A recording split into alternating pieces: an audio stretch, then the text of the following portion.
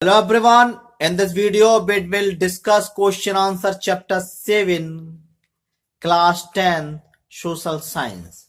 First question multiple choice question है, तो जानते हैं पहला क्वेश्चन क्या है।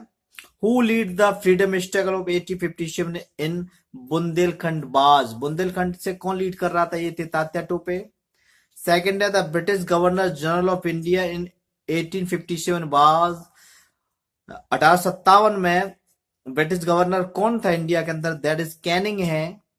इसका फिलिप्स है। फर्स्ट में रंगून है, सेकंड में डॉक्ट्राइन ऑफ लैप्स है, थर्ड में क्राउन है, फोर्थ में बहादुर शाह सेकंड है और फिफ्थ में द सेपॉय म्यूटिनी है। इसके बाद मैचिंग है, बेगम हजरत महल सी है, अवध मंगल पांडे बैरकपुर बंगाल है, तात्या टोपे शिवपुरी है, नाना साहब विदुर है और बहादुर शाह जफर सेकंड दिल्ली है। आइए फर्स्ट क्वेश्चन वेरी शॉर्ट है इसमें। Name of the places most affected by the freedom struggle of 1857। 1857 सबसे ज्यादा प्रभावित क्षेत्र कौन कौन से हैं, उनके नाम बताते हैं।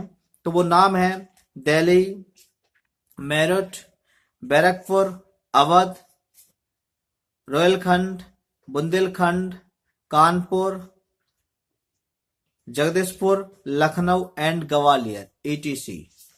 Second question, name of few main freedom fighter which lead the freedom struggle of 1857। 1857 के जो स्वतंत्रता संग्राम सेनानी है उनके नाम बताने हैं। तो उनके नाम है रानी Lakshmibai, Kunwar Singh, Begum Hazrat Mahal, Tatya Tope, Mangal Pandey, Bahadur Shah Zafar. Question number third, what were the immediate causes of freedom struggle. तात्कालिक कारण क्या था 1857 क्रांति का, तो जान लेते हैं। The immediate causes of the revolt of 1857 was the cartilage incident. The cartilage supplied to the soldier for the newly introduced inflated rifle were grassed with fat and had to be beaten with the teeth before being loaded in the rifles। ऐसा बताया जा रहा है कि कारतूस, चर्बी वाले कारतूस रहे हैं इमीडिएट कॉजेज में। ऐसे कारतूस इंट्रोड्यूस किए गए हैं जिन कारतूसों में गाय और सुगर की चर्बी से बने थे, जिन्हें दांतों से तोड़कर उपयोग किया जाता था, गन में लोड किया जाता है, ऐसा बता रहे हैं। The न्यूमर spread that the cartilage were the graces with the fact of the cow and pig. ये बूमर, ये अफवाह पूरी तरह फैल चुकी थी। जो एक तरह से जो कारतूस हैं, उन कारतूसों में गाय और सुगर की चर्बी लगी हुई है, फैट है। As such many Indian soldier refuse to use them. इस कारण बहुत से जो सैनिक थे उन्होंने इसका यूज करने से मना कर दिया। This spark the revolt. यही एक ऐसी चीज थी जिसने इस विद्रोह को जन्म दिया। आते हैं शॉर्ट क्वेश्चन पे। फर्स्ट क्वेश्चन है, why is the struggle of 1815 called the first struggle of freedom. क्यों 1857 के संग्राम को प्रथम स्वतंत्रता संग्राम के नाम से जाना जाता है, आइए जान लेते हैं। The struggle for freedom of 1857 is considered as a glorious and revolution event in the history of India. ये भारत के इतिहास में सबसे महत्वपूर्ण और शानदार, एक तरह से कह सकते हैं कि इतिहास में ये क्रांति है, बहुत महत्व रखती है। The revolution of 1857 was the first arm revolution which was so widespread and powerful that is shocked the foundation of British Empire। इसमें कह रहे हैं कि ये इसीलिए इसको प्रथम स्वतंत्रता संग्राम के नाम से जाना जाता है क्योंकि ये बहुत ज्यादा स्प्रेड हो गया था, लगभग पूरे देश में फैल गया था और इसने जो अंग्रेजी हुकूमत थी उसकी जड़ें हिला दी थी। इसीलिए इसको प्रथम स्वतंत्रता संग्राम के नाम से जाना जाता है। By keeping the national problem on center stage, the revolution of 1857 challenge the expanse of east India company rule. ये एक ऐसी क्रांति थी जिसने ब्रिटिश कंपनी के पूरे शासन को ही चैलेंज कर दिया, अपोज कर दिया, लगभग उसके शासन को पूरी तरह से हिला दिया। इसलिए इस स्ट्रगल को प्रथम स्वतंत्रता संग्राम के नाम से जाना जाता है, क्योंकि इससे पहले इतने बड़े स्ट्रगल नहीं हुए थे। ये स्ट्रगल इतना व्यापक था कि पूरे देश में हुआ, जिससे अंग्रेजी हुकूमत पूरी तरह से डर गई थी। लगभग इस क्रांति ने उनकी जड़ें हिला दी थी। The revolution of 1857 was the nationwide arranged struggle for putting up an end the tighter British rule। और ये एक ऐसा रेवोल्यूशन था जो कि ब्रिटिश हुकूमत को पूरी तरह से, एक तरह से उन्होंने इसको बाध्य कर दिया था ब्रिटिश गवर्नमेंट को कि वो इसको स्वतंत्र कर दे। लेकिन कुछ कारण के कुछ ऐसे रीजन रहे जिससे अपन इस क्रांति को हार गए। Although this struggle failed in its mission, बता रहे हैं स्ट्रगल अपने मिशन में फेल हो गया। Its memories and inspiration is still alive in the heart of common man। लेकिन इसकी उत्साह, एनर्जी, इंस्पिरेशन एक आम आदमी के दिल में अपनी छाप छोड़ गया। Among the Indian people an awakening took place followed by the freedom struggle। और इससे भारतीय लोग में एक जागरूकता का उदय हुआ, एक जागरूकता की भावना पैदा हुई। इसलिए इस स्ट्रगल को प्रथम स्वतंत्रता संग्राम के नाम से जाना जाता है। Second question, why did the 1850 uprising against the British rule failed. वो कौन कौन से कारण रहे थे जिससे 1857 का संग्राम ब्रिटिश गवर्नमेंट के सामने फेल हो गया, असफल हो गया। तो लैक ऑफ ऑर्गेनाइज पॉलिसी, अपने पास कोई भी ऐसी पॉलिसी नहीं थी, बेल पॉलिसी नहीं थी जिससे अपने युद्ध में यूज कर सकते थे उसको। Leadership and tradition weapon are the main factor responsible to the failure of 1857। इसमें बताया गया है कि एक तो अपने पास पुराने हथियार थे, न्यू वेपन नहीं थे, अपने पास लीडरशिप की कमी थी अपने पास। ये बहुत सारी ऐसी चीजें थी जिनके कारण हम 1857 के संग्राम को हारे।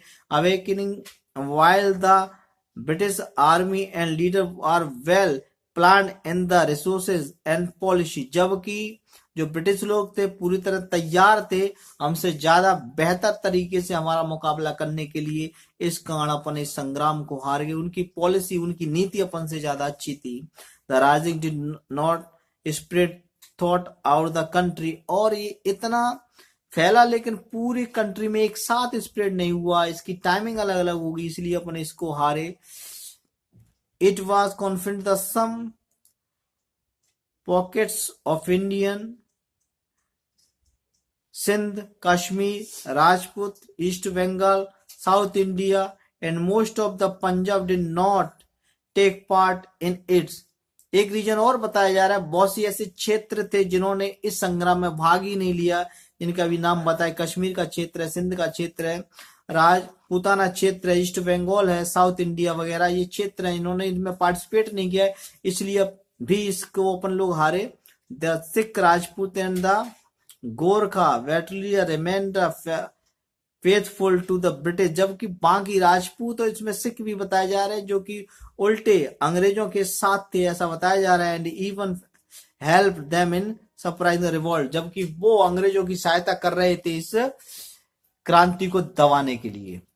Now next question, why were the Indian ruler angry with the British rule. क्या कारण था कि भारत के जो शासक थे वो अंग्रेजी शासक के खिलाफ थे, उनसे नाराज थे, क्या कारण था।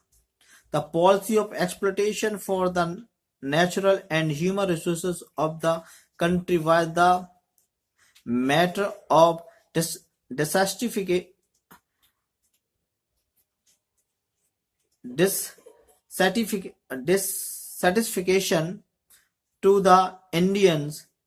इसमें कारण ये बताया जा रहा है कि जो ब्रिटिश लोग थे वो भारत के रिसोर्सेस का बहुत बुरी तरह से दोहन कर रहे थे।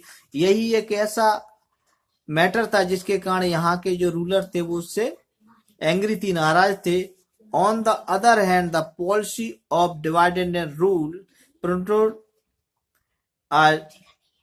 Decisive for uprising the Indian against the company rule. और भी कुछ कारण इसमें बताए जा रहे हैं कि दूसरे जो रीजन है वो डिवाइड एंड रूल था, फूट डालो शासन करो की नीति थी जो से अंग्रेज लोग अपना रहे थे, उस कारण भी यहाँ के जो शासक थे वो नाराज थे।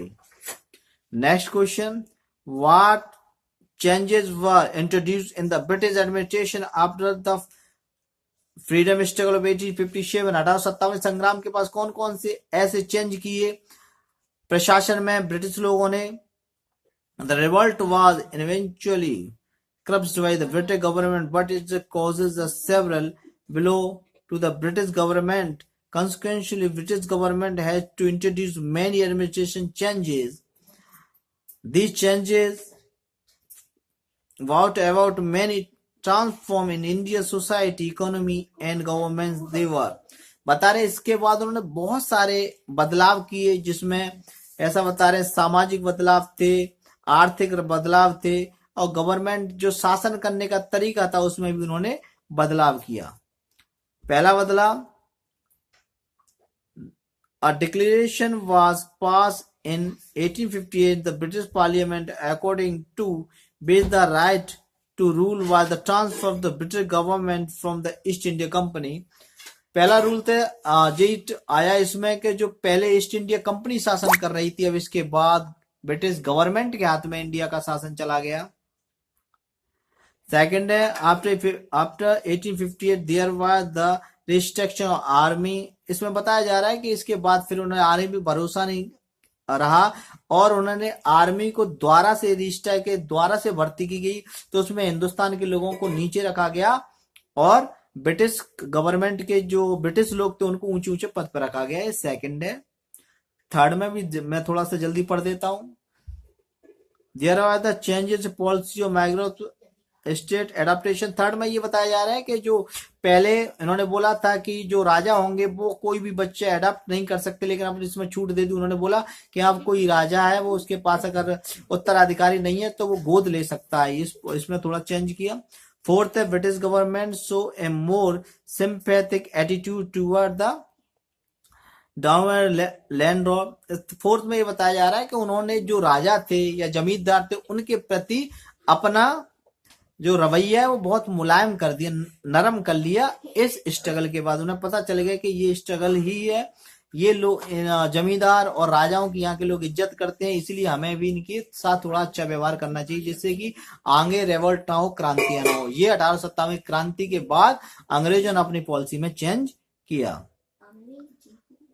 चलिए अब लॉन्ग क्वेश्चन देख लेते हैं। फर्स्ट क्वेश्चन है, describe the historical important of the first struggle of freedom. इसका इतिहास में क्या महत्व है इसके बारे में बताएं। The end of the company rule in India. इतिहास में फर्स्ट में यही बताया गया है कि इस पहला चेंज तो यही हुआ कि जो ईस्ट इंडिया कंपनी का शासक था वो खत्म हो गया। अब शासन किसका आ गया? ब्रिटिश गवर्नमेंट का आ गया।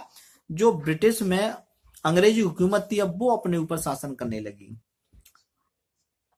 Second, the people government service. It thought that with the introduction of the new government, Indian people will have good chances to secure government service। अब ये बताया गया दूसरा, अब इसमें जो भारत के लोगों को बहुत अच्छी सुविधाएं देने लगे वो लोग। दूसरे में, थर्ड में रिलीजियस फ्रीडम दे दिया उन्होंने कि आप अपने धर्म को मानने के लिए स्वतंत्र। पहले वो अपने धर्म को हमारे ऊपर थोप रहे थे, इसके बाद उन्होंने इसको बदल दिया। एंश्योरेंस द प्रिंसी स्टेट, और राजाओं को इसमें अपने जो बच्चे उन्हें अडॉप्ट करने का अधिकार भी दे दिया। ये भारतीय इतिहास में इसका इम्पोर्टेंट है। इस स्ट्रगल के बाद ही ये चेंज किए गए हैं। एंड पेट्रियटिज्म, और लोगों के अंदर 1857 के बाद एक देशभक्ति की भावना का विकास हुआ। सेकंड एंड लास्ट क्वेश्चन है, write short note on the Tatya Tope. Rani Lakshmibai, Nana Sahab है, बेगम हजरत महल, इनके ऊपर एक एक शॉर्ट नोट निकलता